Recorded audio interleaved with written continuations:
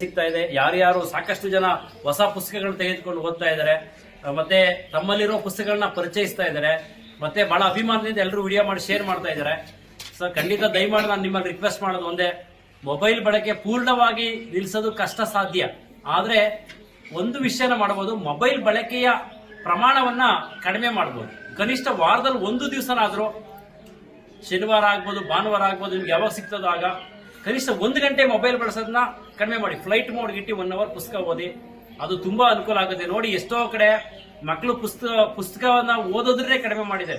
ಎಷ್ಟೋ ಕಡೆ ಮೊಬೈಲೇ ಜಗತ್ತಾಗಿದೆ. ಎಷ್ಟೋ ಜನ ಪೇರೆಂಟ್ಸು ತಮ್ಮ ಮಕ್ಕಳನ್ನ ಸುಮ್ಮನಿರ್ಸಕ್ಕೆ, ಊಟ ಮಾಡ್ಸಕ್ಕೆ, ಅಥವಾ ತಾವೆಲ್ಲಾದ್ರೂ ಹೊರಗಡೆ ಹೋಗ್ಬೇಕು ಅಂದ್ರೆ ಮೊಬೈಲ್ ಕೊಟ್ಬಿಟ್ಟು ಹೋದ್ರೆ ಸಾಕು ಸೂತ್ರ ಅನ್ನೋ ಮಟ್ಟಿಗೆ ಬಂದಿದೆ.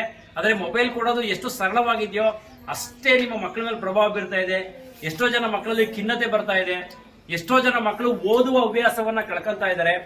ಎಷ್ಟೋ ಜನ ದೊಡ್ಡವರು ಕೂಡ ಮೊಬೈಲ್ಗೆ ದಾಸರಾಗಿ ತಮ್ಮ ಮಕ್ಕಳ ಜೊತೆನೆ ಮಾತಾಡೋದನ್ನ ಮರ್ತು ಬಿಟ್ಟಿದ್ದಾರೆ, ತಮ್ಮ ಬಂಧುಗಳ ಜೊತೆ ಮಾತಾಡೋದನ್ನ ಮರ್ತು ಬಿಟ್ಟಿದ್ದಾರೆ, ಗೆಳೆಯರ ಜೊತೆ ಮಾತಾಡೋದನ್ನ ಮರ್ತಿದ್ದಾರೆ, ಸುತ್ತಾಡುವ ಹವ್ಯಾಸಗಳನ್ನ ಕಡಿಮೆ ಮಾಡ್ಕೊಂತ ಇದ್ದಾರೆ. ಮೊಬೈಲ್ ಅಷ್ಟು ಮಾಯಾಶಕ್ತಿಯಾಗಿ ಕೇಂದ್ರೀಕರಿಸ್ತಾ ಇದೆ.